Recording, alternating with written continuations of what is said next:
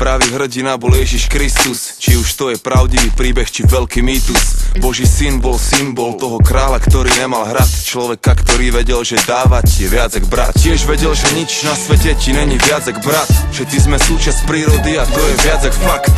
Hrdinom sa človek nerodí, no stane sa ním svojim životom a svojou prácou, svojim zamestnaním. A nemusí byť génius ani veľký bojovník, stačí keď hrdo žije život, trebárs ako polovník, trebárs ako pomocník, či dobrovoľný ochotník, čo slúži ľuďom okolo seba jak bod oporný. A má čistú myseľ aj srdce a pred sebou cieľ, a vôbec nemusí mať Nobelovú cenu za mier. Stačí keď rozdáva pokoj a radosť a vidí svet taký, aký je, a cení si ho taký, aký je. Hrdina je pre mňa každý obyčajný človek, čo zachová si zdravý rozum v tejto chorej dobe a nosí úsmev na tvári a stále hlavu hore a vždy verí, že tie lepšie veci sú na obzore. Hrdina.